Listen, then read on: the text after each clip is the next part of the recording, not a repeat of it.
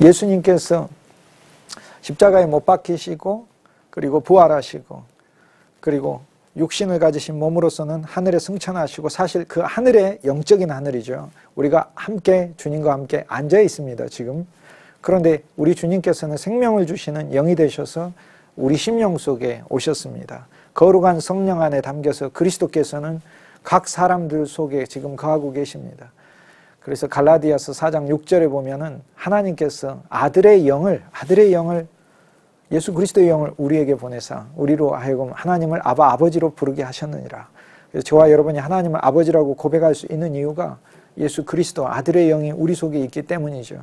우리 속에 오신 하나님의 성령은 아들의 영입니다. 삼위일체 하나님은 늘 함께 사역하십니다. 그러므로 성령께서 우리 안에 오실 때는 그 성령의 본질이 하나님 아버지의 영이고 곧 그리스도 예수의 영으로서 오십니다. 이것은 삼위일체의 신비로서 인간의 어떤 언어로도 사실상 정확하게 설명할 수가 없는 부분입니다. 예수님의 제자들 사도시대 때는 황제들이 칼리귤라와 클라우디우스, 네로 황제들이 바로 예수님의 사도시대의 황제들입니다. 그리고 네로가 자살하고 나서 그 이후에 등장하는 황제들은 바로 이제 사도들의 제자들에 의해서 교회가 성장되고 발전되는 그런 시대라고 할 수 있습니다. 그래서 이 이후 시대는 저희들이 어떻게 부르냐면 이제 속사도 시대다 이렇게 부릅니다. 속은 이제 이어진다는 말이니까 사도들을 이어서 계승 발전해서 발전시킨 시대다 이렇게 부르게 되는 것이죠. 칼리큘라는 4년만 제위에 있었어요. 아주 포악했습니다. 티베리우스는 나이 70이 넘어서 베개에 눌려서 칼리큘라가 베개를 눌러서 죽였거든요. 그러니까 그는 일생 동안 많은 사람들을 참으로 무고하게 학살하고 처형하고 황제위를 이용하여 무수한 사람들을 괴롭혔는데 사실상 보이지 않는 예수 그리스도의 통치 아래서 그는 심판받았습니다. 그런데 주님께서는 선한 자들을 통해서 악인을 심판하시기보다는 악인을 통해 악인을 심판하시는 것, 이것이 바로 그리스도 예수의 역사입니다. 그래서 사실 역사를 이렇게 2000년 역사 우리가 믿음 안에서의 눈으로 보면은요, 하나님께서는 악인을 통해 심판하시는 것을 볼 수 있습니다. 이것이 바로 하나님의 활동하시는, 사용하시는 세계사 속에서 사용하시는 방법 중에 하나입니다. 그리고 그것이 오히려 우리들에게 유익입니다. 사실상 저와 여러분 개인적으로 적용하면 원수 갚을 일이 있잖아요. 그런데 내가 직접 갚는다면 하나님의 명령에도 위배되잖아요. 하나님께서 원수 갚음이 내게 있으니 우리로 하여금 직접 원수 갚는 걸 실행하지 말라고 했기 때문에 하나님이 갚으심을 우리는 믿는 것이죠. 서로 원수가 있다면 하나님의 갚으심을 우리는 믿는 거고, 우리가 주님 안에서 더욱더 성숙한 신앙이 되면 원수를 위해서도 기도할 수 있는 신앙이 되는 것을 주님은 우리에게 알려주고 계시는 거죠. 그렇기 때문에 이제 칼리귤라는 티베리우스를 죽이게 되는데 이것도 역시 열면에 있어서 예수 그리스도의 통치 아래서 이루어진 심판이다 이렇게 얘기할 수 있습니다. 그러나 티베리우스는 늙은 학살자였고 칼리귤라는 젊은 학살자였어요. 자, 예수님과 사도시대 때 등장한 정치 지도자들은 인류의 역사에서 이처럼 참으로 형편없는 사람들이었습니다. 이것은 뭘 드러내고 있습니까? 사실상 우리 그리스도인들은 세상의 지도자들에 대해서 지나친 소망을 갖는 것, 그것도 바람직한 것은 아니라고 저는 개인적으로 생각합니다. 저희들의 믿음 속에는 주님이 내 삶을 돌본다는 믿음만이 있는 것이 아니라 진정한 정치의 지도자는, 참 지도자는 그리스도 예수이신 것이죠. 그분이 직접 개입하셔서 그분이 원하시는 방향대로 이 나라 이 민족이 얻어지고 이 나라 이 민족이 그분이 원하시는 뜻과 경륜 가운데서 이끌어지기를 구하는 것이 바로 그리스도인의 자세가 아닌가, 저는 그렇게 생각하죠. 칼리큘라는 군인들의 급료를 지급하지 않아 4년 만에 죽습니다. 살해당합니다. 군인들이. 그리고 군인들이 클라우디우스라는 이 무능한 장군을 황제위에 앉혔는데요. 클라우디우스는 황제가 되는 거 원치 않았어요. 그러나 그는 황제위에 있었어요.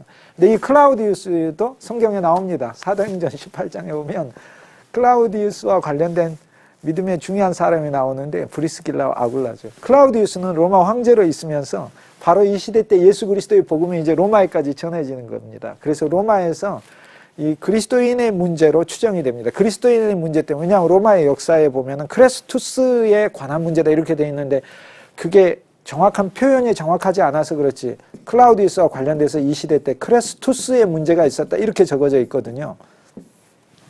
근데 크레스투스는 아마 크리스투스, 즉 그리스도에 관한 것이 아닐까. 이제 저희들이 그렇게 생각할 수 있습니다. 이렇게 본다 하더라도 틀린 문제가 아니겠죠. 그래서 클라우디우스의 연대기에 크레스투스의 문제로 인하여 유대인들을 축출을 했다, 로마에서. 이렇게 나와 있거든요. 그러니까 이것은 그리스도인들이 로마에서 이제 신앙을 갖게 되고 이제 그곳에서 교회가 세워지게 되면서 유대인 그리스도인들로 인해서 로마 황제는 이것이 이제 문제가 되니까 이들을 추방한 것이다.